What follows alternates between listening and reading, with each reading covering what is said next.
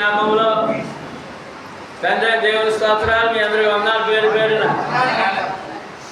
మరి ముఖ్యంగా ఇవాళ మన మధ్యకి సహోదరి రూతమ్మ గారు, రూతమ్మ గారు కదా, గోవిందు రూతమ్మ గారు మా మధ్య రావడం, కుమార్తె వారి ప్రత్యేక వందనాలు తెలియజేస్తున్నాం. అమ్మ ఉన్నట్టు వేళ మిమ్మల్ని చూస్తే అమ్మగారికి వచ్చినట్టు చాలా సంతోషం. అదేవిధంగా ఆరాధన యొక్క అంశాలు మనం తెలుసుకెళ్దాం. మొదటి ప్రార్థన, రెండవది కీర్తన, మూడవది వాక్య ధ్యానం. ఈ సమయంలో గడిచిన 4 వారాల నుండి ప్రభు మన రక్షకుడు, లోకరక్షకుడు మన కొరకు అన్యాయపు తీర్పు పొందారని.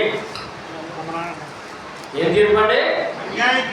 అన్యాయపు తీర్పు పొందారని, మరణశిక్ష విధించబడ్డారని, శిలువలో ఘోరమైన మరణం అనుభవించారని, సమాధి చేయబడ్డారని, మన కొరకు తిరిగి లేచారని, పరలోకానికి ఆరోహణమయ్యారని, పరలోకములో ఉన్నారని అన్ని విషయాలు మనం చూసాం.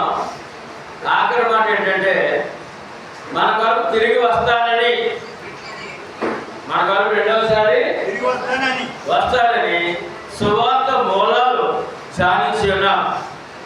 ఇప్పుడు మనం ధ్యానించేది అందులో దానికి సంబంధించిన విషయాలు. ఇంకా ఎంత ప్రేమ కుమ్మరించాడో మన మీద ఆయన అనే విషయాన్ని ప్రభు అయిన యేసుక్రీస్తు వారు మరణ, సమాధి, పునరుద్ధానమును గూర్చి, అందున్న ప్రేమను గూర్చి, మానవుని యొక్క ఆత్మ రక్షణ, పాప క్షమాపణను గూర్చిన ప్రభు యొక్క మహాప్రేమ, త్యాగమును గూర్చి పూర్తిగా వివరణ, పూర్తిగా ఎంతవరకు ఆయన ప్రేమ ఉందో మన మీద, ఆ విషయాలన్నీ కూడా ధ్యానించడానికి మనం సిద్ధపడుతున్నాం. ఆ విషయాలు ధ్యానించే ముందు భక్తి జీవులు లాభమా నష్టమా?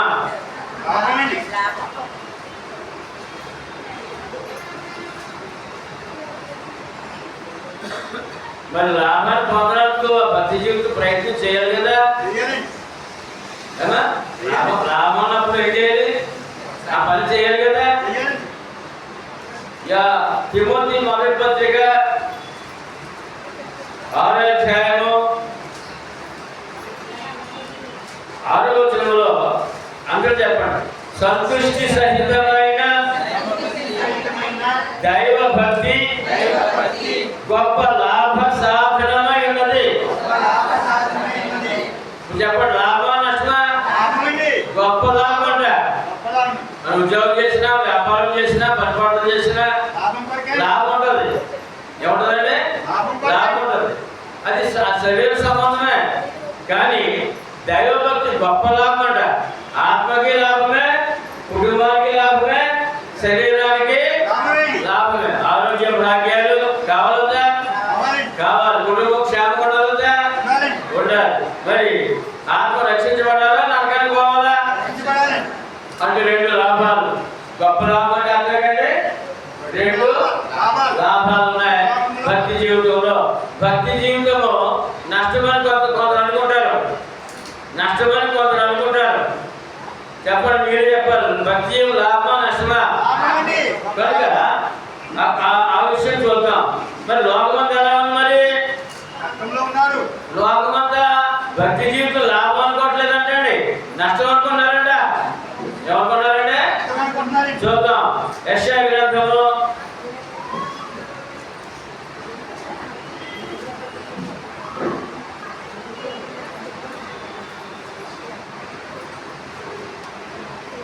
57:20 భక్తి జీవులు లాభానికి మనం చూసాం. మరి లోకంలో ఉన్నప్పుడు అందరూ చెప్పండి, భక్తిహీనులు కదలుచున్న సముద్రము వంటి వారు. అది నెమ్మదింప నేలలో. ఎంతమంది భక్తులు ఉన్నారట? సముద్రం అంతా ఎంతంటే జనాలు ఏమన్నా తెలుసు, కవులు జన సముద్రం అంటారు. ఏమన్నారంటే జనసంద్రం. ఈ జనసంద్రం ఎలా ఉన్నారంట? భక్తిహీనంగా ఉన్నారంట. ఎలా ఉన్నారంటే? ఎందుకంటే భక్తి లాభం కాదు. ఆ భక్తి ఉండి ఏమవుతుంది? లోకంలో సుఖాలను అనిపించేది, పాపాలను చేసేదని చెప్పి అందరూ కూడా భక్తిహీనంగా ఉన్నారని యెషయా కాలంలోనే క్రీస్తు పూర్వము 700 సంవత్సరాల క్రితమే చెప్పారండి. ఏమనంటే వారు ఆ యొక్క భక్తి జీవితం, భక్తిహీన జీవితము కదులుతున్న సముద్రము లాంటిది. అది నిమ్మనింపదు, ఎప్పుడు కదులుతూనే ఉంటుంది. భక్తిహీనత కదులుతూనే ఉంటుంది. భక్తి ఉన్న వారిని అవమానం చేస్తూ ఉంటుంది. మళ్ళా భక్తి ఉన్న వారిని అవమానం చేస్తూ ఉంటుంది, భక్తిహీనం ఉంటుంది. అది సముద్రం కదులుతుందంట. సముద్రం వల్లే జన సముద్రం అంతా ఎలా ఉందంటే భక్తిహీనంగా ఉన్నారు. భక్తి జీవితం లాభం అనుకోవట్లేదు. కనుక ఆయన అన్నాడు అదే అధ్యాయంలో 16 వచనంలో, యెషయా 57:16లో, నేను నిత్యము పోరాడువాడను కాను, ఎల్లప్పుడూ కోపించేవాడను కాను. అలాగని నా మూలముగా దేవాత్మ క్షీణించును. నేను పుట్టించిన నరులు క్షీణించిపోవుదురు. చూసారా, దేవుడు ఎల్లప్పుడూ కోపించాడంటే ఆయన కోపం నిలిచుంటే మనము నాశనం అయిపోతాం. లోకమంతా అల్ల కల్లోలం ఉందండి. భూకంపాలు ఒకేసారి భూకంపం 1,00,000 మంది, 1,50,000 మంది చనిపోతున్నారండి. సునామీలు, ఏమండి తుఫాన్లు, వరదలు, ఎన్నో నష్టాలు జరుగుతాయి లోకంలో. ఎందుకంటే ఆయన ఆ కోపం అలాగే నిల్చుంటే మొత్తం లోకమే నాశనం అయిపోతుంది అని అన్నాడు. నేను ఎప్పుడు కోపించేవాడిని మనం చెప్పండి, నేను చెప్పండి అంటున్నాను. నేను నిత్యము పోరాడువాడను కాను, ఎల్లప్పుడూ కోపించేవాడను కాను. అలాగనే కదా నా మూలముగా జీవాత్మ క్షీణించును. నేను పుట్టించిన నరులు క్షీణించిపోవుదురు. అది ఎవరు పుట్టించారండి? ఎవరో పుట్టించాడండి. మనం క్షీణించిపోవడం, నాశనం అయిపోవడం ఆయనకి ఇష్టం కాదంట. ఆయన ఎప్పుడు కోపించేవాడు కాదంట, కోపించేవాడు కాదంట. ఎప్పుడు వస్తుంది కోపం? రామపత్రిక 1:18.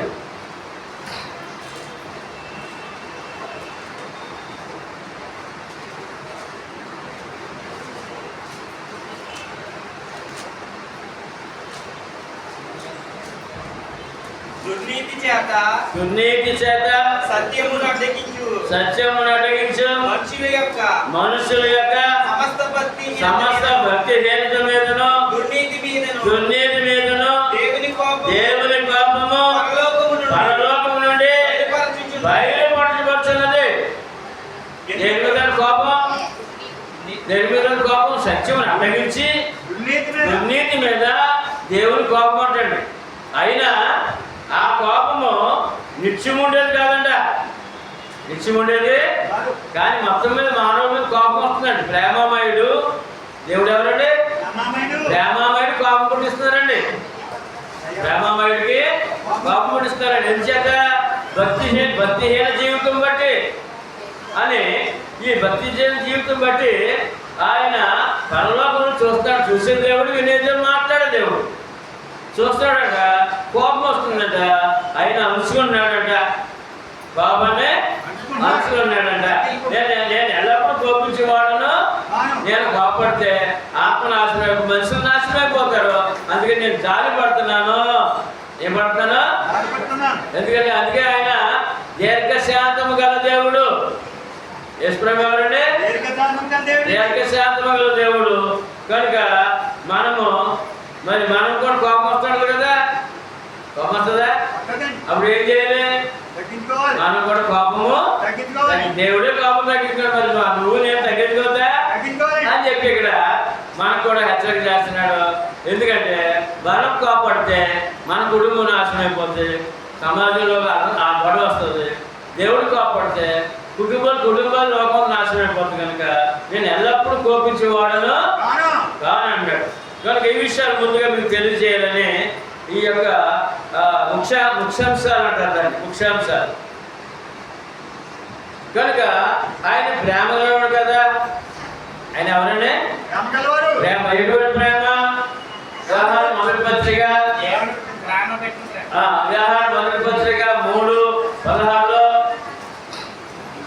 ఆయన మన నిమిత్తము తన ప్రాణం పెట్టెను కనుక దీని వలన ప్రేమ ఎట్టిదని తెలుసుకొనుచున్నాము. అమ్మా, మన దేవుని ప్రేమ ఎటువంటిదండి? ప్రాణం పెట్టిన ప్రేమ. కనుక ఆ ప్రేమలో మనం ఉన్నాం. మనకు కూడా ప్రేమమూర్తిగా ఉండదు తప్ప ద్వేషించేవారుగా కోపించేవారుగా ఉండకూడదని మనకు ఎల్లప్పుడూ వాక్యం నేర్పిస్తుంది. మనం ప్రేమించేవారు ఉండాలా, ద్వేషించేవారు ఉండాలా, కోపిష్ఠులుగా ఉండాలా, శాంతమూర్తులుగా ఉండాలా? చెప్పండి, కోపిష్ఠులా శాంతమూర్తులా? ఆయన ఏమి నేర్పాడు? ఆయన శాంతమూర్తి. ఎవరండి? ఎందుకో తెలుసండి, సిలువలో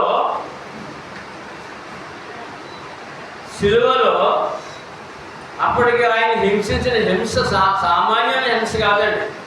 అధికారులు నన్నెత్తి వరకు కూడా గాయాలు చేసేసారండి.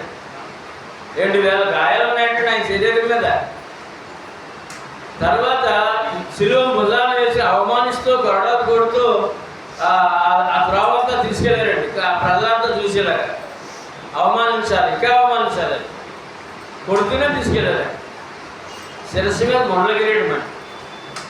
సిలువలో ఆ కొండ మీద తీసుకెళ్ళి ఆ ఎండలో ఆ మేకలు కొట్టి ఆ సిలువ నిలబెట్టి ఆ కక్ష ఇంకా తీరకుండా ఇంకా అవమానం చేస్తానే ఉన్నారండి. అవమానం చేస్తానే ఉన్నారండి. అప్పుడు ఆయన మాట్లాడుతున్నాడు ఏమనంటే, తండ్రి వీరేమి చేస్తున్నారో వీరు ఎరగరు కనుక వీరిని క్షమాగుణము. దేవుడు ఏం నేర్పడండి? ప్రేమ, క్షమాగుణం నేర్పడండి. అవి రెండు ఉన్న రోజున మన జీవితాలు తిరగలేదండి. మన జీవితాలకే తిరగలేదండి. ఏముండాలి మన జీవితంలో? ప్రేమ, క్షమాగుణము. ఎప్పుడైతే ప్రేమ ఉందో అప్పుడు అంటే క్షమాగుణం వస్తుంది. ప్రేమ లేకపోతే క్షమించలేము, ఎవరిని క్షమించలేము.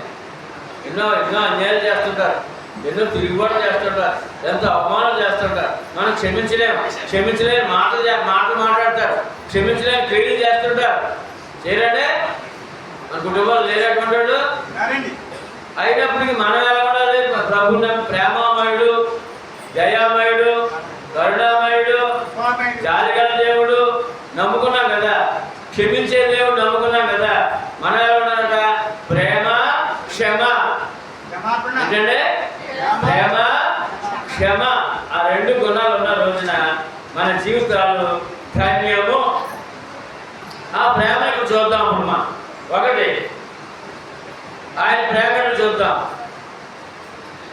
ఒకటి మరణించిన వారిని తిరిగి బ్రతికించడం.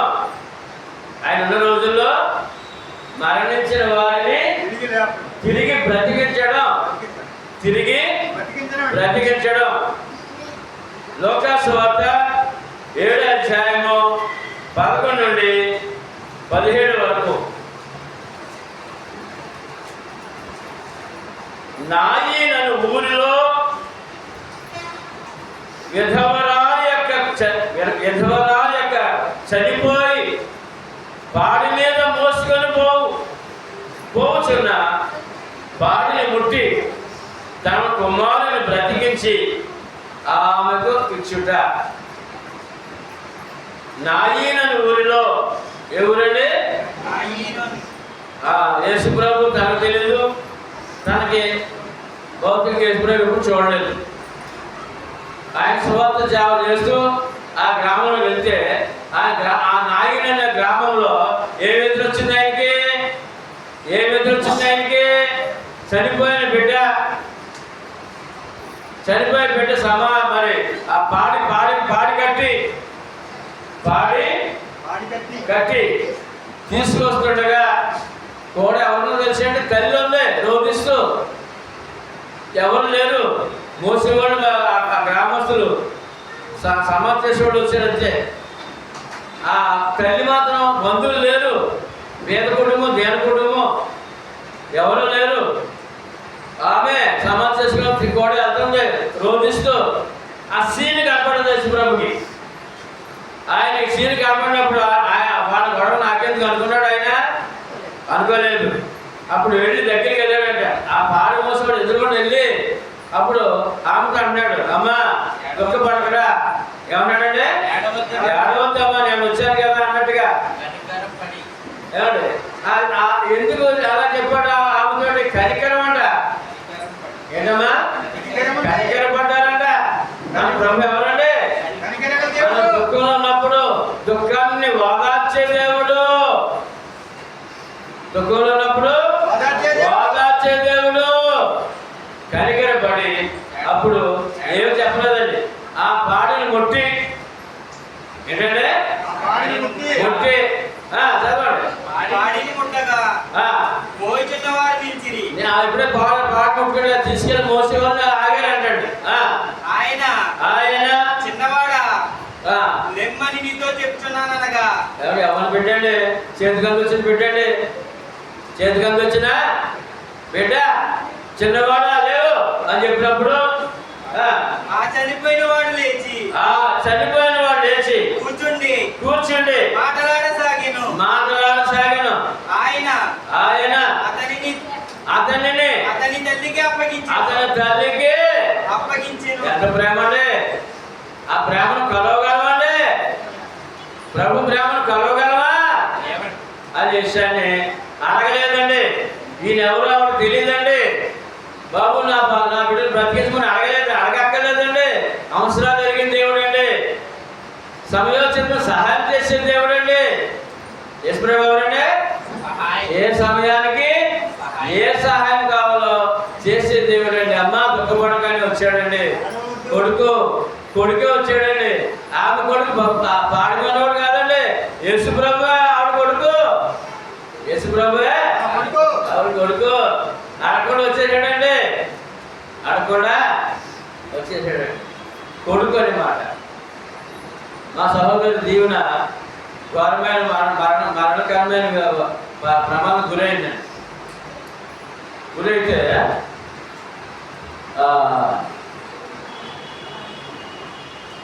ఆ విషయం కొడుకు తెలిసిందండి. బొంబాయిలో ఉద్యోగం చేస్తున్నాడు. పొట్టాపొట్టిన ఆ కొడుకు వచ్చి రాయమని తీసుకెళ్ళి దగ్గరుండి 3 లక్షలు ఖర్చు పెట్టి హార్ట్ కంప్లైంట్ అంతా వైద్యం చేయించి చక్కగా తీసుకెళ్ళి ఇంట్లో పడుగు పెట్టాడు. కొడుకు అనే మాట ఎవరంటే ఇప్పుడు యేసుప్రభు ఇక్కడ ఈమెకి ఏమన్నాడు? ఇక్కడ నువ్వు పూర్తిగా మనస్ఫూర్తిగా నమ్ముతా నీకు కొడుకు. అటువంటి కొడుకు ఉన్నాడంటే ఉన్నాడు. నమ్మసే మాట ఏమన్నాడు? ఎవరిని? అమ్మా ఎవరంటే నేను వచ్చాను నేనైతే అలా నమ్ముతున్న మాట. నమ్మసాడే బ్రతికి ఇచ్చానండి. అడగలేదండి, సహాయము కోరలేదండి. అడగలేదు, ఈయన ఎవరో తెలియదు. అడగలేదు, సహాయము కోరకుండానే సహాయం జరిగింది. కుమారుడు బ్రతికించి ఇచ్చాడు. అది అండి ఆయన ప్రేమ. దుఃఖంలో ఉన్న వారిని ఓదార్చే ప్రేమ. ఏ ప్రేమ అండి? దుఃఖంలో ఉన్న వారిని ఓదార్చే ప్రేమ, ఆదరించే ప్రేమ. ఓదార్చి వదిలేదు, ఓదార్చి వదిలేదు, ఆదరించాడు. యేసుక్రీస్తు ప్రేమ ఎటువంటిదండి? ఓదార్చి మరణించే ప్రేమ అక్కడ చూసాం. 2, సమాజపు అధికారి కుమార్తెను బ్రతికించుట. లోకాసు వార్త 8వ అధ్యాయము 49-56 వరకు.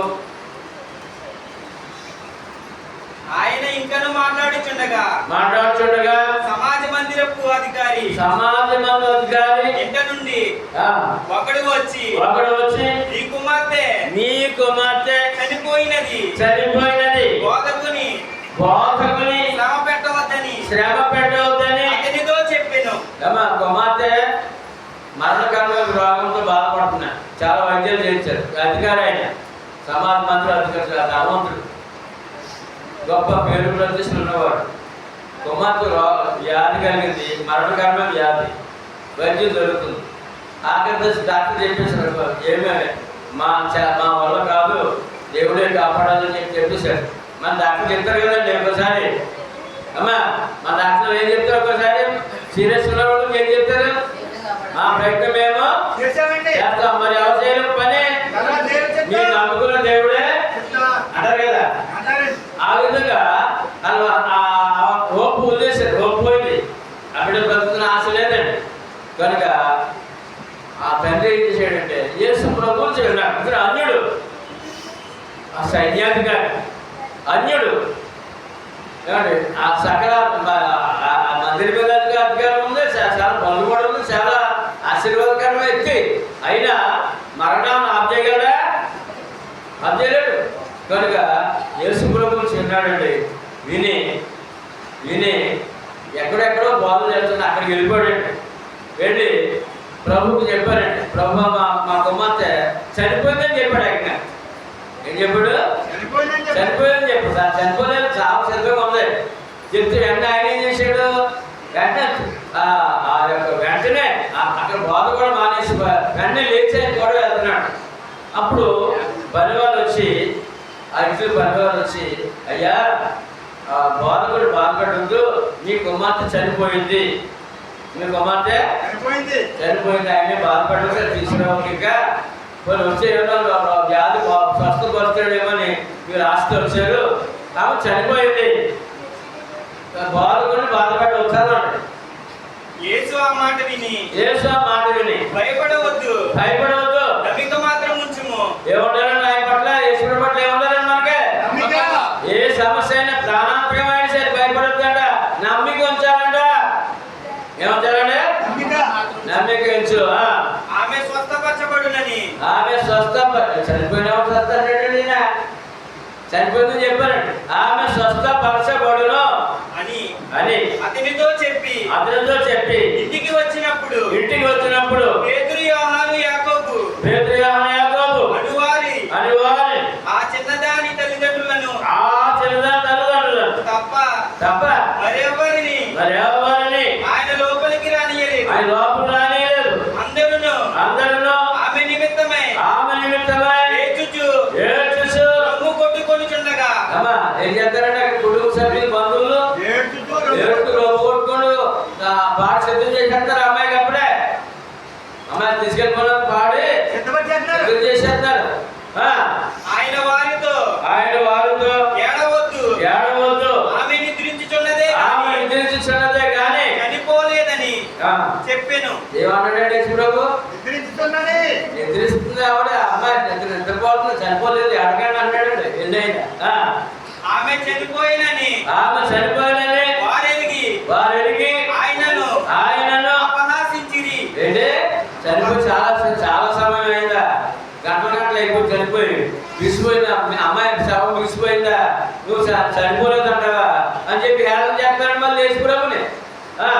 అయితే ఆయన ఆమె చెయ్యబట్టుకొని చిన్నదానా ఏమని చెప్పగా ఆమె ప్రాణము తిరిగి వచ్చాను గనుక వెంటనే ఆమె లేచి యేసు ప్రభు చనిపోయి విసిపోయిన అమ్మాయిని చిన్నదానా లెమ్ము లెమ్మని చేయకూడదుగానే ఆమె ప్రాణం ఆమెలోనికి వచ్చిందంట. అంటే ఎవరెప్పుడైనా ప్రాణం వస్తే ఈయన ఎవరు? సృష్టికర్త. యేసుప్రభు ఎవరండి? సృష్టికర్త. జన్మనిచ్చిన వాడు ఎవరినైనా జన్మనిచ్చిన వాడు. మళ్ళీ పునర్జన్మ ఇచ్చాడు. మళ్ళీ పునర్జన్మ ఇచ్చాడా? అప్పుడు ఆయన ఆమెకు భోజనము పెట్టుడని భోజనం పెట్టండి ఆజ్ఞాపించాను. ఆమె తల్లిదండ్రులు విస్మయము నొందిరి. తల్లిదండ్రులు చెప్పారట, నా బిడ్డ మళ్ళీ బ్రతికిందా, నా బిడ్డ బ్రతికిందా, భోజనం పెట్టాలా? ఏం పెట్టాలి? భోజనం పెట్టాలి. ఏం గొప్ప దేవుడు అండి. అక్కడ ఎవరున్నారండి ఆ బిడ్డ దగ్గర? సృష్టికర్త దేవుడు. తర్వాత అంతటా ఆయన జరిగినది ఎవరితో చెప్పవద్దని వారికి ఆజ్ఞాపించాను. ఆయన గొప్పలు చెప్పించుకుని దేవుడు కాదన్నాడు. మరి ఎవరు చెప్పొద్దు అన్నాడు. ఓకే, ఆ చనిపోయిన సమాధి తిరిగి చనిపోయిన బిడ్డలు ఎవరు అనే మాట అవుతుందా? ఆ ప్రాంతం తెలిసిపోయింది. తర్వాత శిష్యులకు వరం ఇచ్చాడు. మత్తయి సువార్త 10:8.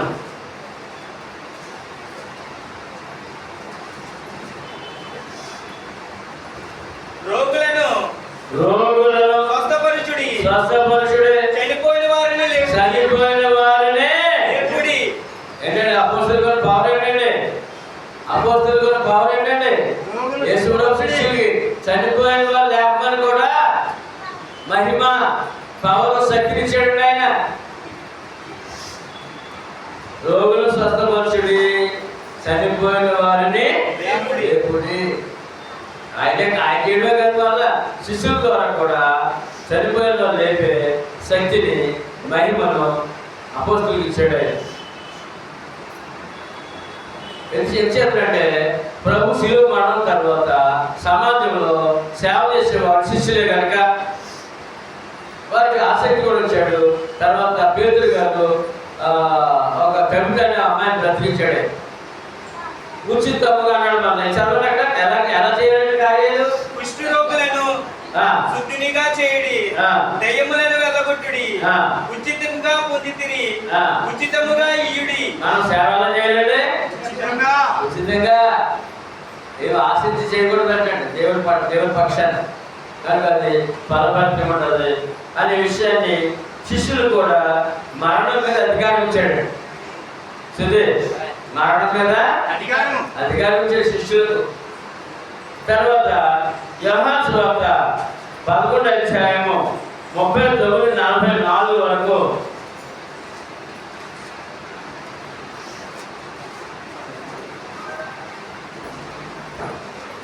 చనిపోయి యేసు రాయి చనిపోయి సమాధి చేయబడి లాజరును 4 రోజులు సమాధిలో ఉన్న వాడిని లేపుట.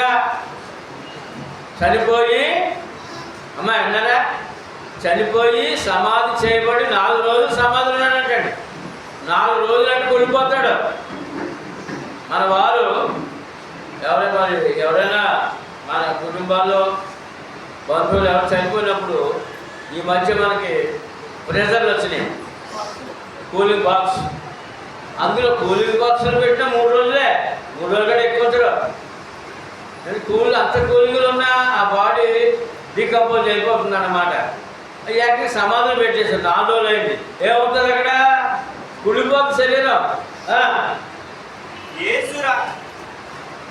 యేసు రాయిని తీయుడని చెప్పగా యేసు సమాధానికి తీసుకెళ్ళారండి కుటుంబం. ఆయన ఏమన్నాడు? రాయి తీయండి అన్నాడు. చనిపోయిన వాణి రాయి తీయమంటే ఆయన వాళ్ళేమన్నారంటే చనిపోయిన వారి సహోదరి అయిన మార్త ప్రభువా అతడు చనిపోయి 4 దినములైనది కనుక ఇప్పటికీ వాసన కొట్టునని అమ్మ అక్కగారు అన్నాను.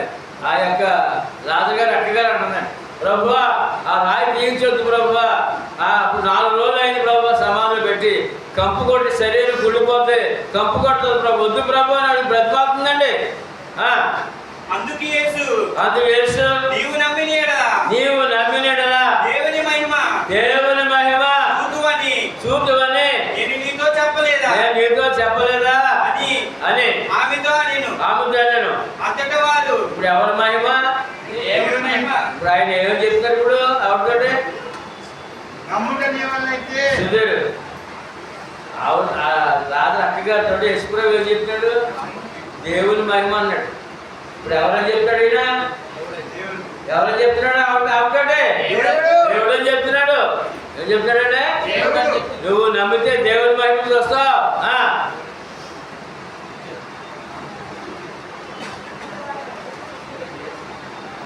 చదవండి. అంతటా వారు ఆ రాయి తీసివేసి యేసు కన్నులు పైకెత్తి తండ్రి నీవు నా మనవి విన్నందున నీకు కృతజ్ఞతాస్తుతులు చెల్లించుచున్నాను నీవు ఎల్లప్పుడూను నా మనవి వినుచున్నావని నేను ఎరుగుదును గాని నీవు నన్ను పంపితివని చుట్టూ నిలిచి ఉన్న ఈ జనసమూహము నమ్మునట్లు వారి నిమిత్తమై ఈ మాట చెప్పితినని అనెను. ఆయన అలాగూ చెప్పి లాజరు బయటికి రమ్మని దగ్గరగా చెప్పగా చనిపోయిన వాడు కాళ్ళు చేతులు ప్రేత వస్త్రములతో కట్టబడిన వాడై వెలుపలికి వచ్చెను. అమ్మా ఎవరి రాత్రి 4 రోజులు శవం వెళ్ళిపోయిన శవం లాజరు బయటికి రమ్మంటే ప్రాణం వచ్చింది, ఆత్మ వచ్చింది, శరీరం మళ్ళీ మామూలు శరీరం అయిపోయింది. మహిమ గల దేవుడు యశ్వరావు ఎవరంటే చనిపోయిన వారు కుళ్ళిపోయిన శవాన్ని లేపిన మహామహిమ గల దేవుడు యేసుక్రీస్తు.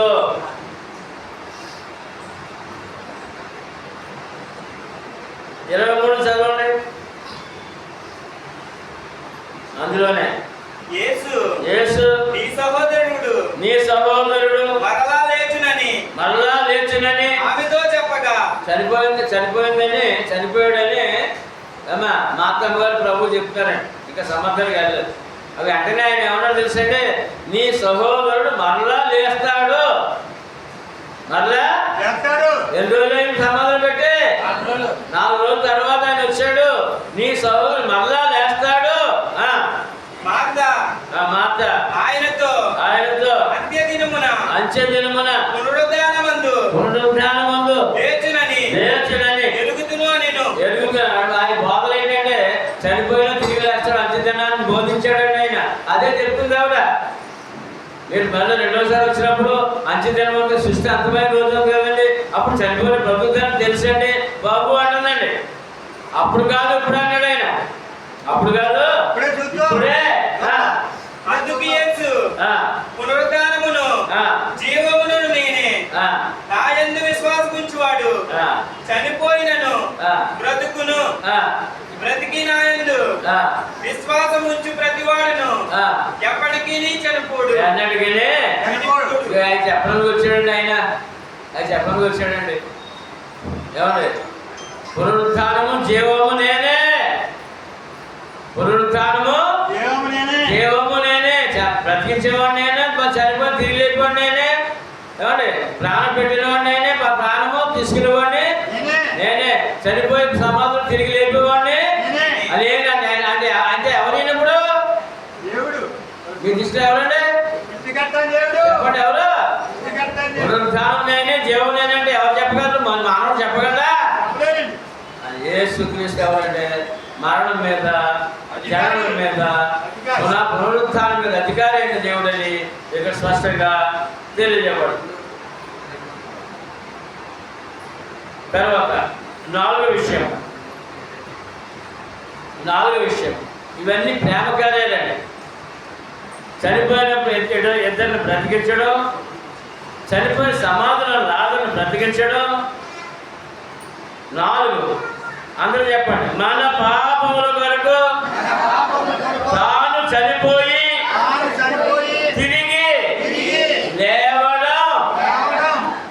ముందు కార్యాలు మనం చదవం కదా, మరి ఈయన చనిపోయాడు కదా మన కొరకు, మన పాపాల కొరకు. తిరిగి లేవగలడా? చెప్పాలి. చనిపోయాడు కదా, తిరిగి లేవగలడా? నమ్మొచ్చా? ఎందుకు నమ్మాలంటే ముందుగా చనిపోయిన వారిని బ్రతికించడం చూసాం, చనిపోయిన వారిని సమాధిలో కుడిపోయిన వాడిని లేపడం కూడా చూసాం కదా. మరి ఈయన చనిపోయి తిరిగి లేస్తానని చెప్పారు కదా, మరి లేచారా? లేవడం శక్తి ఉందా లేదా? ఆయన మన గురించి చనిపోవడం తెలుసు, తిరిగి లేచాడని లోకం నమ్మట్లేదు. మరి నువ్వు నమ్ముతున్నావా? నమ్మట్లేదా? లేచే మహిమ శక్తి ఆయనకు ఉందా లేదా? చూద్దాం. అప్పుడు చదవండి మత్తయి సువార్త 16:21.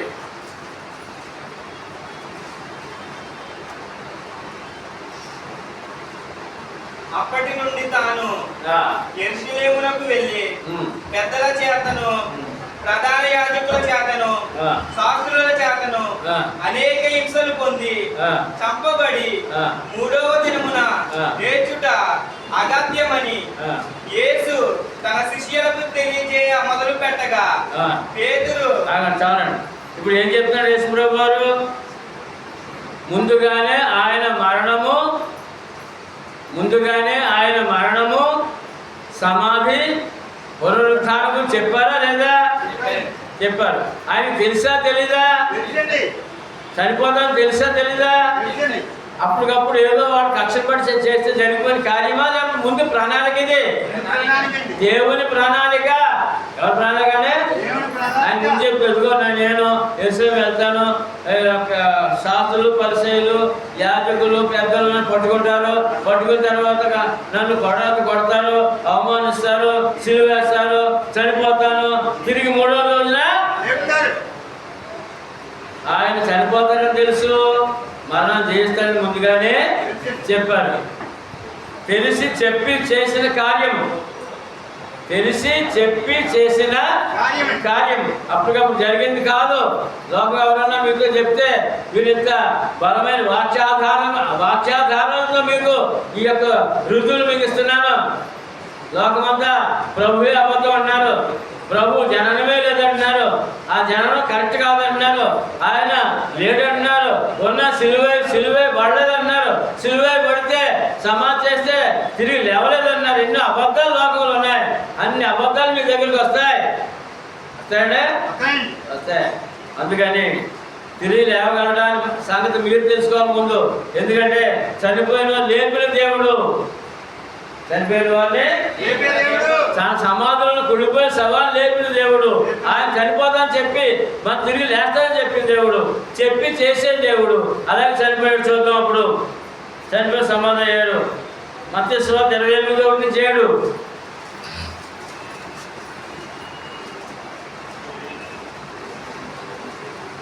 విశ్రాంతి దినం గడిచిపోయిన తరువాత ఆదివారమున తెల్లవారుచుండగా మగ్దలేని మరియయు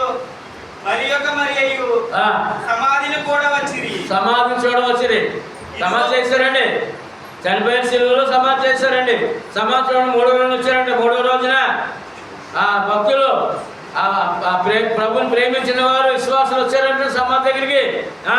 ఇదిగో ప్రభు దూత పరలోకము నుండి దిగి వచ్చి రాయి పొర్లించి దాని కూర్చుండెను. అప్పుడు మహాభూకంపము కలిగెను. ఆ దూత స్వరూపము మెరుపు వలె ఉండెను. అతని వస్త్రము హిమవంత తెల్లగా నుండెను. అతనికి భయపడుట వలన కావలి వారు వనికి చచ్చిన వారి వలె నుండిరి. సమాధి కావాలని పెట్టారంటండి. సిలువకేమో ముద్ర వేశారంట, కాపలాదారుని, సైనికుల్ని పెట్టారంట. అప్పుడు దేవదూత చూసి వాడు చనిపోయి పడిపోయారంటాడు. ఆ యొక్క దేవదూత చూసే, ఆ యొక్క మహిమ చూసి, దూతాశ్రీలను చూచి మీరు భయపడకుడి, సిలువ వేయబడిన యేసును యేసును మీరు వెతుకుచున్నారని నాకు తెలియను. ఆయన ఇక్కడ లేడు. ఆయన ఇక్కడ లేడు. ఆయన చెప్పినట్లే ఆయన లేచి ఉన్నాడు. రండి, ప్రభు పండుకొనిన స్థలమును చూచి త్వరగా వెళ్ళి ఆయన మృతులలో నుండి లేచి ఉన్నాడని ఆయన శిష్యులకు తెలియజేయుడి. ఇదిగో ఆయన గలిలయలోనికి మీకు ముందుగా వెళ్ళుచున్నాడు.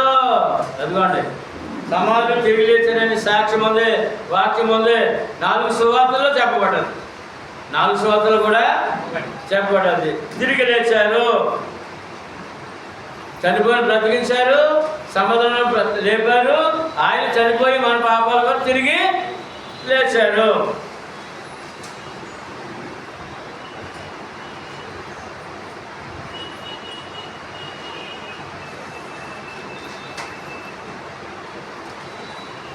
ఏమండి, ఈ మాట ముందుగానే చెప్పాడండి ఆయన మరొకసారి.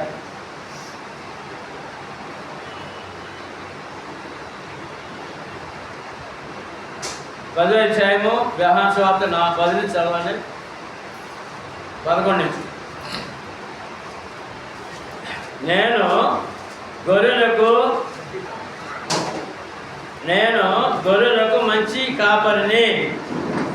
మంచి కాపరి గొర్రెల కొరకు తన ప్రాణము పెట్టెను. ఏమన్నారు నేర్చుకోరు గారు? నేను గొర్రెలకు మంచి కాపరిని 10-11. నేను గొర్రెలకు మంచి కాపరి గొర్రెల కొరకు తన ప్రాణము పెట్టును. ఎందుకు వచ్చారండి? ముందుగా చెప్తాను, ప్రాణం పెట్టడానికి వచ్చానని. 12 ఈతగాడు గొర్రెలు కాపరి కాడు కనుక గొర్రెలు తనవి కానందున గొర్రెలను విడిచిపెట్టి పారిపోవును. తోడేలు ఆ గొర్రెలను పట్టి చెదరగొట్టును. జీతగాడే కనుక గొర్రెలను కూర్చి లక్ష్యము చేయక పారిపోవును. నేను మా గొర్రెల మంచి కాపరిని. తండ్రి నన్ను ఎలాగూ ఎరుగును, నేను తండ్రిని అలాగూ ఎరుగును. అలాగే నేను నా గొర్రెలను ఎరుగుదును, నా గొర్రెలు నన్ను ఎరుగును. మరియు గొర్రెల కొరకు నా ప్రాణము పెట్టుచున్నాను. అది మళ్ళా అన్నారండి, గొర్రెల కొరకు నా ప్రాణము పెట్టుచున్నాను. ఈ దొడ్డివి కానీ వేరే గొర్రెలను నాకు కలవు. వాటిని కూడా నేను తోడుకొని రావాలను. అవి నా స్వరము వినును. అప్పుడు మంద ఒకటియు గొర్రెల కాపరి ఒకడును అగును. నేను దానిని మరలా తీసుకున్నట్లు నా ప్రాణము ముందుగా చెప్పారండి. నేను మరలా తీసుకున్నట్టు నా ప్రాణము పెట్టుచున్నాను. ఇందువలన నా తండ్రి నన్ను ప్రేమించుచున్నాడు. ఎవడును నా ప్రాణము తీసుకొనడు. అయ్యా, ఎవడు నా ప్రాణము తీసుకొనడు. మరి ఎందుకు చనిపోయారు? నా అంతటా నేనే. ఏంటమ్మా, ఈ సిలువలో మరణించినందుకు, సిలువైనందుకు ఆయన ఇష్టపడ్డారు. ఆయన అది అన్నట్టు చదవండి, అందరూ చెప్పండి. నా అంతటా నేనే దాన్ని పెట్టుచున్నాను. దాన్ని పెట్టుటకు నాకు అధికారం కలదు. దాన్ని తిరిగి తీసుకున్నటకును నాకు అధికారం కలదు. ఏమా, ప్రాణం పెట్టినందుకు అధికారం ఉందంట, ప్రాణం తీసుకున్నందుకు మనం తిరిగి లేవనందుకు అధికారం ఉందని ముందుగానే చెప్పడం జరిగింది. చెప్పి చేశారండి మన కొరకు. ఆ బాధ, ఆ గాయాలు, ఆ మేకులు అదంతా తెలుసండి. తెలిసే చేశారండి. ఆ శ్రమ, ఆ భయంకరమైనటువంటి ఆ యొక్క మరణ శిక్ష వారు మన కొరకు అనుభవించారండి. తర్వాత ఇవన్నీ కాకుండా ఇంకా ఏం చేయనందుకు ఆయన ఈ త్యాగం చేశారు. అప్పుడు చనిపోయిన బ్రతికించారు, సమాధిలో లేపారు, ఆయన సమాధి తిరిగి లేచారు మరణించి. మరి ఇంకా ఏం చేయాలని మన కొరకు చూస్తున్నాడు ఆయన. 5 ప్రభువైన యేసు వారు రెండవ రాకడ వరకు ఆదాము మొదలుకొని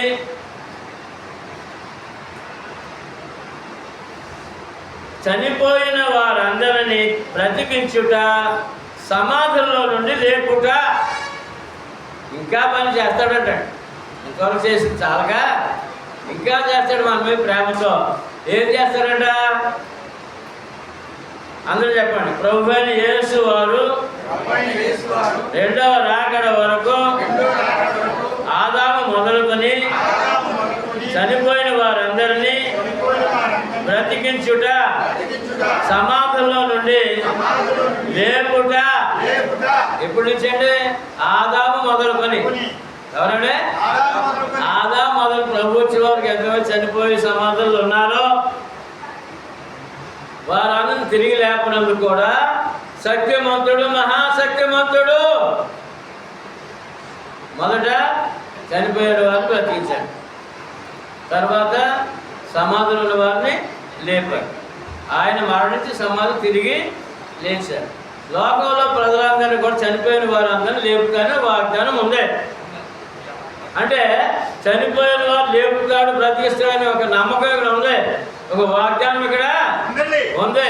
లోకం అనుకున్నట్టుగా మట్టి మట్టి గాలి గాలి కాదు మానవుడు అంటే.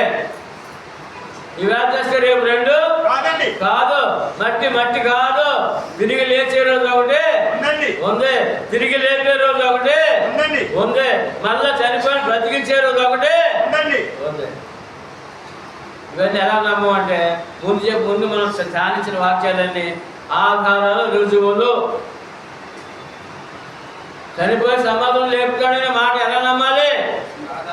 మళ్ళా చనిపోతే నేను బ్రతికిస్తాడని ఎలా నమ్మాలంటే అప్పుడు చనిపోయి బ్రతికించాడు, సమాధులు లేపారు, ఆయన చనిపోయాడు, సమాధి అయ్యారు, తిరిగి లేచాడు. నీ రుజువులు ఉన్నాయి, నీ రుజువులు ఉన్నాయి. చూద్దాం. కొరింథీయులకు రాసిన మొదటి పత్రిక 15వ అధ్యాయము 20 నుంచి 22.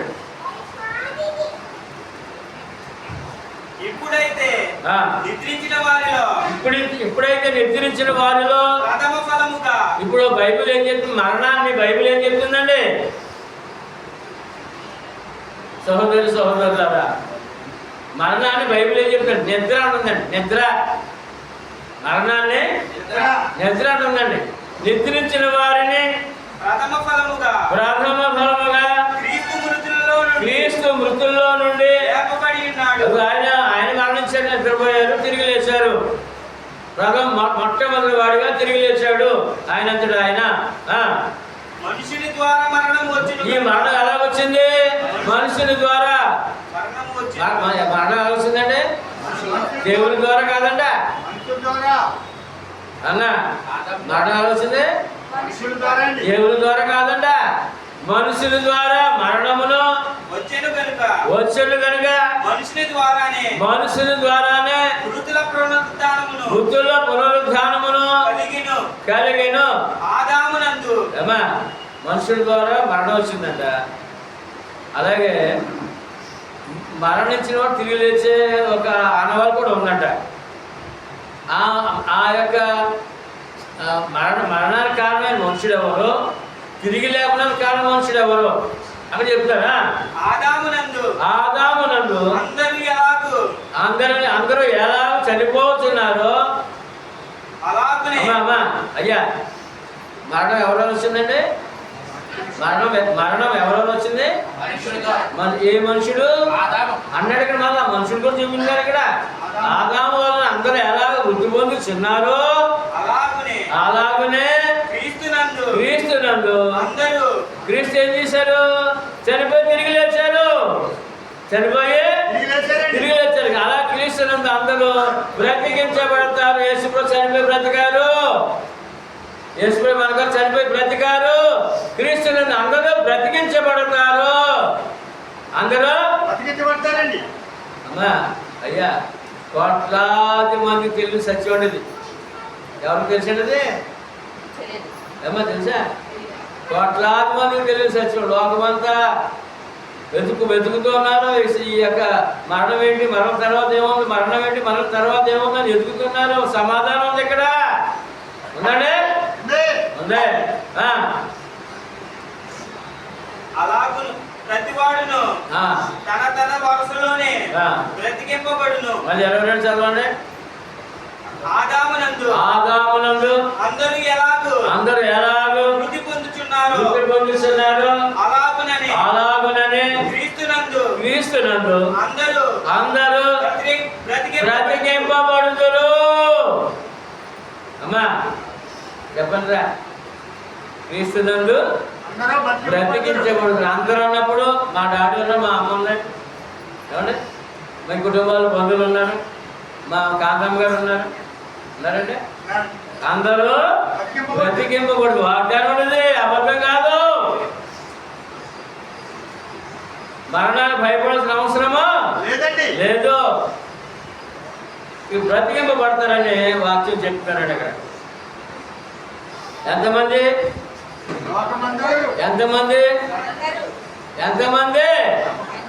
అందరూ. అంటే అందులో భక్తిహీనులు ఉన్నారు, దేవుడి మీద తిరుగుబాటు చేసిన ఉన్నారు, దేవుడు లేడన్న వారు ఉన్నారు, సృష్టి పూర్తి చేసే వారు ఉన్నారు, ప్రభువుని నమ్మి మత్స్యాకులు ఉన్నారు, ప్రభువుని రక్షణ పొందిన వారు కూడా వీళ్ళందరూ లేస్తారంట. వీళ్ళందరూ లేస్తారు. తర్వాత ఎందుకు లేస్తారు అందరూ? మళ్ళా యోహాను సువార్త 5:28-29.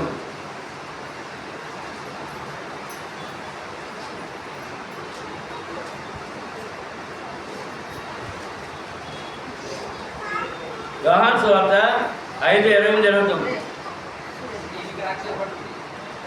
దీనికి ఆశ్చర్యపడుకుడి.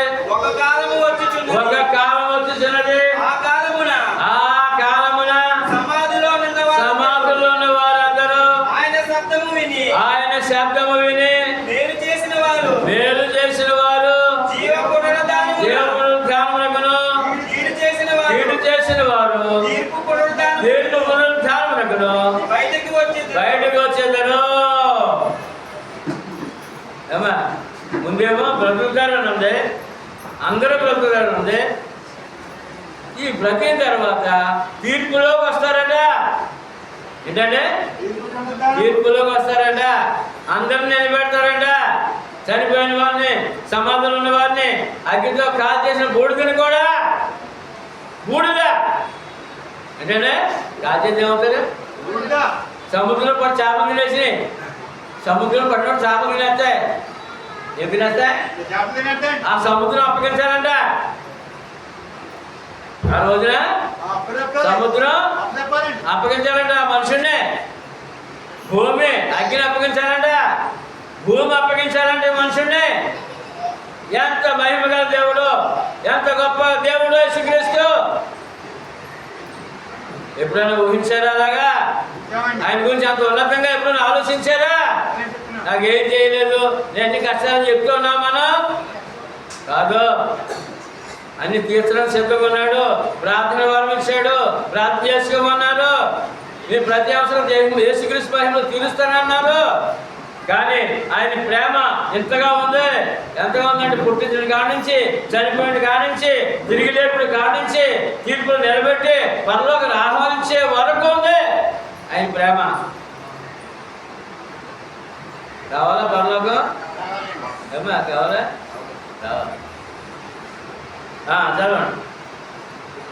నా అంతటా నేనే ఏమీ చేయలేను, నేను వినున్నట్లుగా తీర్పుచున్నాను.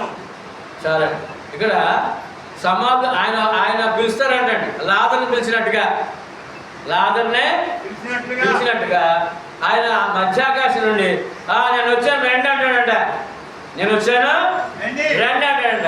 ఆదాము ఎక్కడైతే సమాధి చేశారో అక్కడ మొదలుకొని యేసు ప్రభు వచ్చే సమయానికి ఎంతమంది సమాధానం ఉన్నారో, చనిపోయి ఉన్నారో వారందరిని బ్రతికించి వారందరిని లేపి ఆయన నిలబెడతాడట.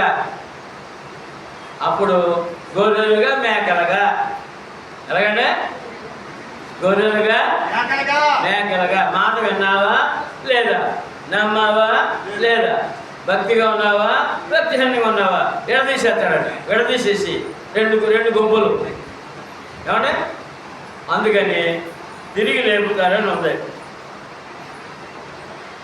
ఎప్పుడది అని అంటే అది కూడా చెప్పేశారండి బైబిల్లో. తెస్సలోని మొదటి పత్రిక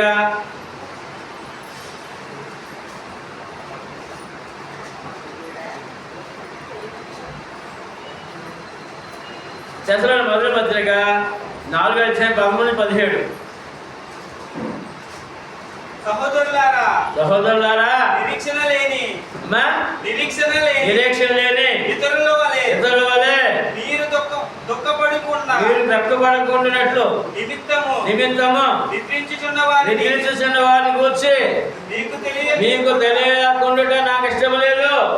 యేసు మృతి పొంది తిరిగి లేచునని మనము నమ్మిన యెడల అమ్మా యేసుప్రభు ఎలా నమ్మాలంటే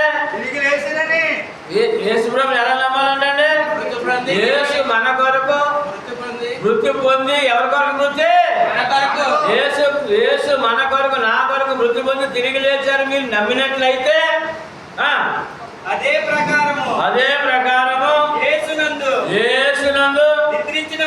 నిద్రించిన వారిని దేవుడు ఆయనతో కూడా వెంట పెట్టుకొని వచ్చును. అమ్మా ఏం చేస్తారంట? నిద్రించిన వారిని లేపుతాడంట. ఏమండి ముందుగా ఎవరు లేస్తారంట? ఎవరు కూడా ఉంటారంట? యేసు నా కొరకు మృతి ఉంది తిరిగి లేచారు ఎవరు నమ్ముతారో రక్షణ ఎవరు పొందుంటారో వారు ముందు లేపుతాడంట. కూడా తీసుకొస్తాడంట. ఎంత గొప్ప వరం అండి. వరమేనా?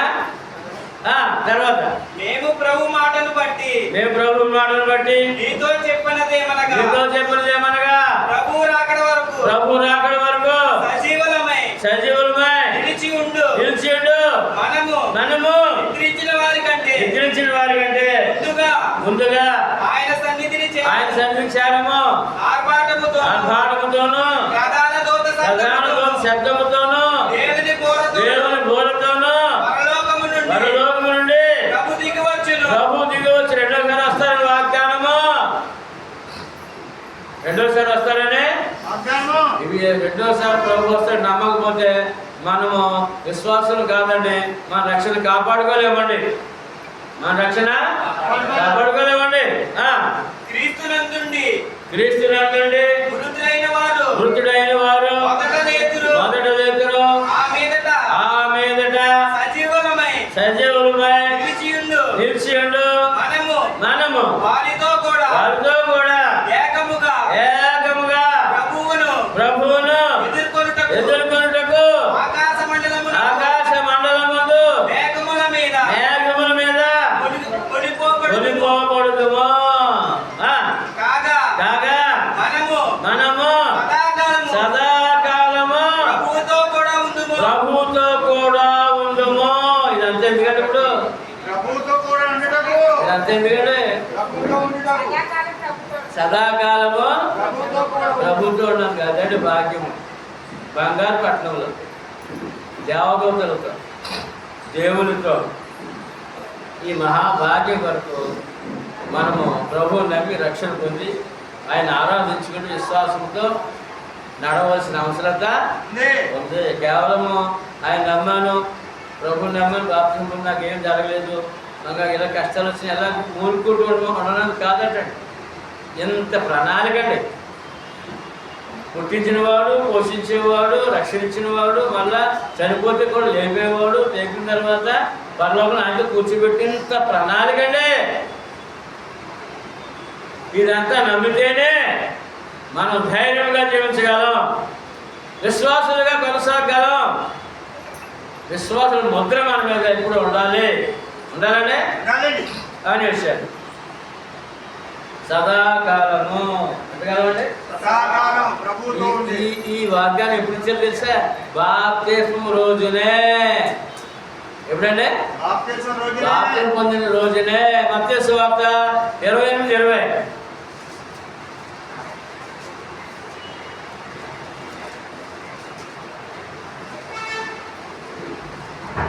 నేను మీకు ఏ సంగతులను నేను మీకు ఏ సంగతులను ఆజ్ఞాపించుదునో వాటన్నిటిని కైకొనవలెనని వారికి బోధించుడి.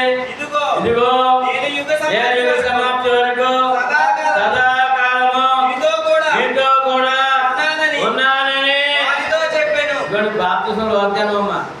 2 వరాలండి. 2 వరాలు ఏంటంటే 2 వరాలు. ఒకటి, బాప్తిస్మం పొందిన దగ్గర నుండి జీవితకాల కాపుదలండి. జీవితకాల కాపుదలండి. చనిపోయిన తర్వాత ఇదిగో మళ్ళా వచ్చి లేపి సదాకాలము నాతో ఉంటారు. 2 వరాలండి. ముందేమో భౌతిక వరం అండి, భయపడొద్దండి. రక్షణ పొందిన వాడు దేనికి భయపడకూడదండి. ప్రభు నాకు సహాయుడు. ఎవరంటే ప్రభు నాకు సహాయుడు. చనిపోయిన తర్వాత నువ్వు సమాధిలో ఉన్నా కానీ మట్టిలో కలిసిపోయినా తిరిగి లేపి సదాకాలం ఆయనతో ఉన్నందుకు బాప్తిస్మంలోనే వాగ్దానము.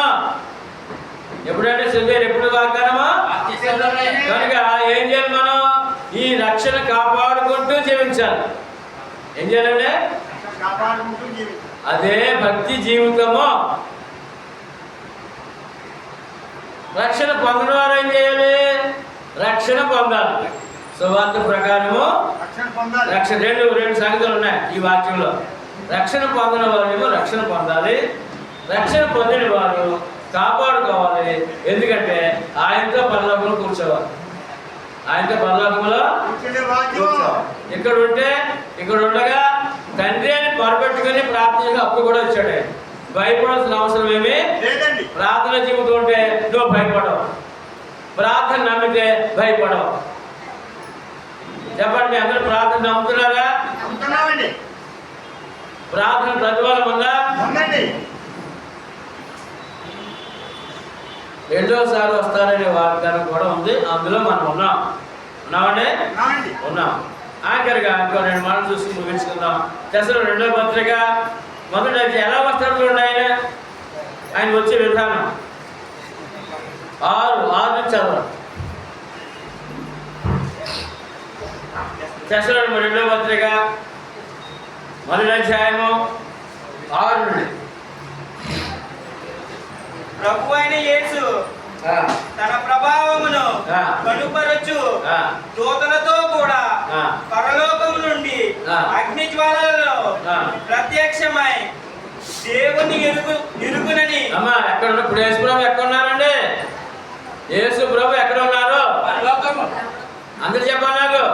మీ అందరూ తెలుసా యేసుప్రభు ఎక్కడ ఉన్నారు? పరలోకం నుండి రెండోసారి వస్తారని వాక్యం చెప్తుంది. పరలోకము నుండి అగ్ని జ్వాలలో ప్రత్యక్షం అవుతారంట రెండోసారి. మామూలుగా కాదు. ముందేమో పశువుల తొట్టులో పసిపెట్టుగా ఏమీ లేని దరిద్రుడికి వచ్చాడండి. మనకు దరిద్రుడు ఆగాను, మనకు రెండోసారి పరలోకం నుండి అగ్ని జ్వాలలో ప్రత్యక్షమైనప్పుడు చదవండి. దేవుని ఎరగని వారికి మన ప్రభు అయిన యేసు సువార్తకు లోబడిన వారికి ప్రతిదండన. అమ్మా మళ్ళీ సమాధుల్లో మట్లు కలిసిపోయినాడు. మళ్ళీ ఎందుకు లేపాలి, ఎందుకు బ్రతికించాలంట? దేవుడు ఎరుగున్నాడా, ఎరగకుండా ఉన్నాడా? ఏంటంటే దేవుణ్ణి ఎరుగున్నాడా, ఎరగలేదా? చెప్పండి, మీరు ఎరుగుదా దేవుణ్ణి? ఎవరైనా చెప్పండి గట్టిగా, ఎవరైనా మన ప్రభు దేవుడు ఎరుగుండాలంట. యేసు ప్రభు ఎరుగుండాలంట. యేసు ప్రభు ఎరుగున్నాం మనం. ఎరగలేదా? తెలీదా ఆయన గురించి మనకే? ఆయన ప్రేమ తెలీదా? ఆయన త్యాగం తెలీదా? తెలుసు. కనుక దేవుడు ఎరుగుండాలంట. ఆయన యేసు ఆయన ఎవరు చెప్పి మళ్ళా యేసు సువార్తకు లోబడిన వారికి ఏం చేయాలంటే లేకపోతే ఏం చేయాలి?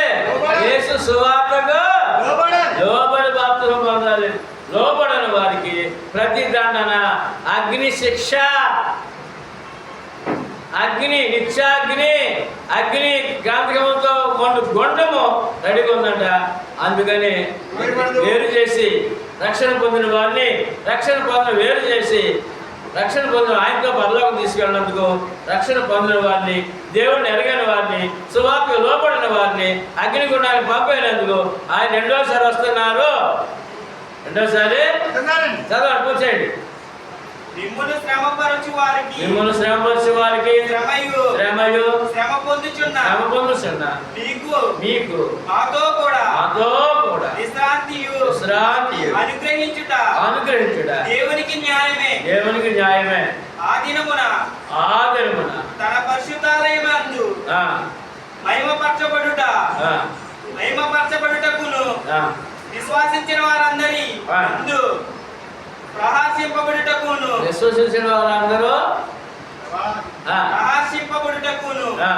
ప్రభు వచ్చినప్పుడు వస్తారనే నమ్మాలనే అట్టివారు ఆయన సముఖము నుండి ఆయన ప్రభావం అందలి మహిమ నుండి పారద్రోలబడి ఎవరన్నా ఆయన వచ్చినప్పుడు అంటే ఆయన సముఖం నుండి పారద్రోల పండి పొండి అంటారండి. ఎవరన్నా? దేవుని ఎరగని వారికి, సువార్తకు లోబడని వారు. మనం ఎవరు? దేవుని ఎరిగిన వారము, సువార్తకు. ఇప్పుడు రమ్మంటారా పొమ్మంటారా? మనలే రమ్మంటారా పొమ్మంటారా? మన ఆశీర్వాదం ఏంటి ఇప్పుడు? రండి, నిత్య నివాసము సదాకాలము. ఎంతకాలం? చదవండి. నిత్య నాశనమను మరి వీళ్ళు ఎవరండి? దేవుడిని ఎక్కకపోతే ఏమండి? యేసు స్వార్థ లోపడకపోతే నిత్య నాశనం దండన పొందుదురు. చూసారా ఎంతవరకు ఆయన ప్రణాళిక ఉందో అదంతా కూడా మనకు చెప్పారండి. మనం పిలవం కదా, ఎవరండి? మనం పిలవం కదా, అంతా చెప్పేశారండి. సుధీరు పిల్లలకి అంతా చెప్పేశారండి. చెప్పేశారా? చెప్పేశారు. నమ్మాలా? అంతా గ్రంథస్థం. నోటి మాట కాదు, పాస్టర్ గారి మాట. ఎవరి మాట? పాస్టర్ గారి మాట కాదు, గ్రంథస్థం. దేవుడి మాట గ్రంథస్థం. ఇక ఆఖరిగా చూసుకుందాం. ఏమండి?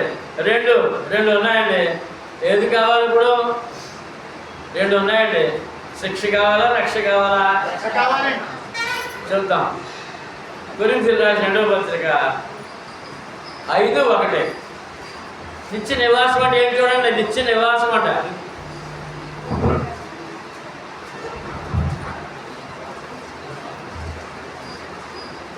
అందరూ చెప్పండి. భూమి మీద మన గుడారమైన ఈ నివాసము శిథిలమైపోయినను చేతి పని కాక దేవుని చేత కట్టబడినదియో నిత్యమైనదినైన నివాసము పరలోకమందు మనకున్నదని ఎరుగుదుము. మీరెవరండి? దేవుని చేత కట్టబడి నిత్య నివాసం ఉందని పరలోకం నాకు ఎరిగిన వారం అంటండి. నిత్యము మరి సదాకాలం ఆయన ఉండాలి. ఎక్కడది? ఎక్కడుండది? ఆయన కట్టిన ఏంటంటే మనుషులు కట్టింది.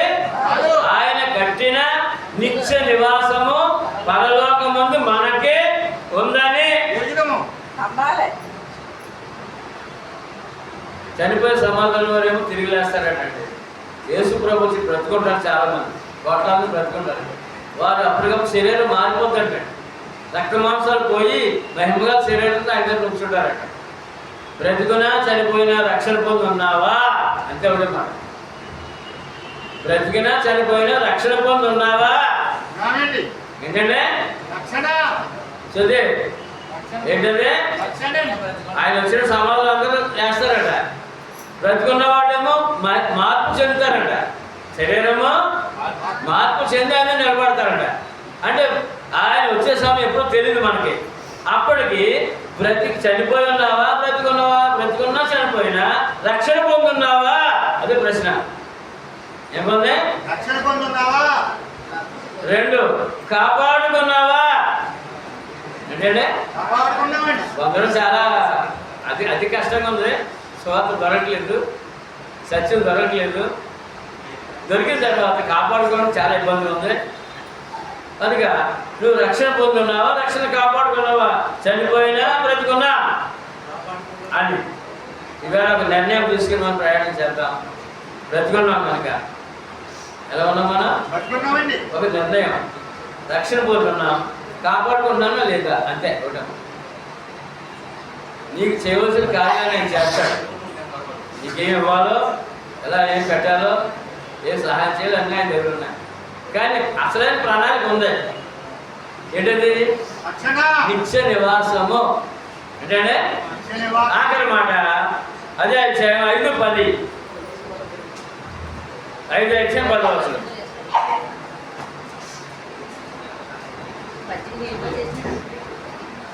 అవి మంచి అయినను సరే, చెడ్డనైనను సరే, దేహముతో జరిగించిన వాటి ఫలమును ప్రతివాడును పొందినట్లు మనమందరమును క్రీస్తు న్యాయపీఠం ఎదుట ప్రత్యక్షము కావాలి. దీని అందరూ ముగింపు ఏంటి తెలుసండి? ఒకే ఒక మాట. లోకంలో ప్రతివాడు యేసు ప్రభు సింహాసనం నిలబడే రోజు ఒకటి ఉంది. నువ్వు రక్షణ పొందావా, కాపాడుకున్నావా, సమాధానం చెప్పే రోజు ఒకటి ఉంది. మంచి చెడ్డ ఏంటండి? మంచి ఏంటి, చెడ్డ ఏంటి? ఏం తెలుస్తుంది? మంచి ఏంటి, చెడ్డ ఏంటండి? రక్షణ పొందావా, రక్షణ పొందలేదా? దేవుడు ఎరుగున్నావా, దేవుడు ఎరగలేదా? అది క్రియ. అంతే. దేవుడు ఎరుగుతూ కానీ ఇంకా ఆకికి లోపడ్డావా? దేవుడు ఎరుగుతూ ప్రభు నమ్ముతారు. అందరూ రక్షణ పొందరు. ఏమందరు? మసాగలు కొట్టాలన్నారు. ప్రభు నమ్మినోడే. ప్రభు నమ్మ రక్షణ పొందరు. సువార్త ప్రకారం బాప్తిజం పొందరు. పాప క్షమాపణ పొందరు. అలా ఉండిపోయారు. అలాగా ఉండిపోయారు.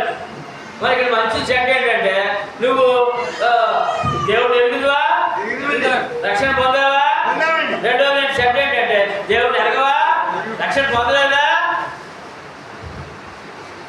మీరు చేశారంటే ఇంకా విపులంగా దేవుడు నాకు ఇచ్చారు వాక్యము.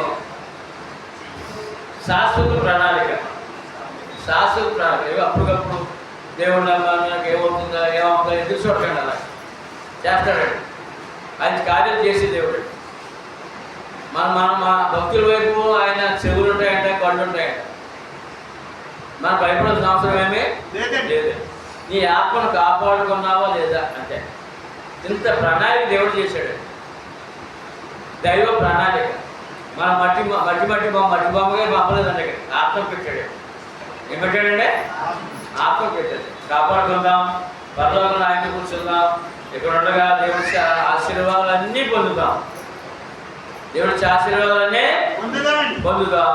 ఈ లోకం విడిచిపెట్టమండి. శాశ్వతం కాదు. ఎంత భక్తిగా సరే విడిచిపెట్టే రోజులు ఒకటి ఉన్నాయి. ఒకే మాట, ఎప్పుడు పోతామో తెలియదు, ప్రభు ఎప్పుడు వస్తారో ఇది మాత్రం రహస్యం. ఇది మాత్రం బైబిల్ చెప్పలేదు. మన పోకడా బైబిల్ చెప్పలేదు. ప్రభు రాకడా ఒకటే రహస్యంగా కర్మలన్నీ పని చేశాడు ఆయన గ్రంథం ద్వారా. మీకు అందరికి అర్థమైంది అనుకుంటాను. మంచి పాఠం, మంచి వాక్య సమయంలో దేవుడు సమయం మీకు ఇచ్చారమ్మా. చాలా విలువలు వేళ మేము మిమ్మల్ని ధైర్యపరచిన దేవుడు చక్కటి విషయాలు దేవుడు అందించాడని నమ్ముతున్నాను. ఈవేళ మనతో ఏమంటారు ఈ పేరేంటో నరేష్ కూడా ఉన్నాడు మన దగ్గర. పోయిన వారం సిక్కే రాలేదు. చక్కటి విషయాలు ముగింపు 5-6 వారాలు ధ్యానించే వాక్యం ముగింపు వాక్యంగా మనకు దొరికింది. ఆఖరి మాట ఏంటంటే దేవుడి దగ్గర నిలబడే, ప్రభు దగ్గర నిలబడే రోజు ఒకటే. నువ్వు నమ్మవా, నమ్మలేదా? ఇవాళ దేవుడు ప్రభు అక్కడ అన్నావా, నాకు ప్రభుత్వం పనిచేయదు అన్నావా, నా దేవుడు ఉన్నాడు, నా దేవత ఉంది అన్నావా, నువ్వు ఏమన్నా సరే ఆయన దగ్గర నిలబడే రోజు ఒకటి ఉందండి. ఉంది. ఆయనే దేవుడు కనుక ఆయనే దేవుడి కనుకండి. మీ అందరూ అన్నారు. అన్నారు.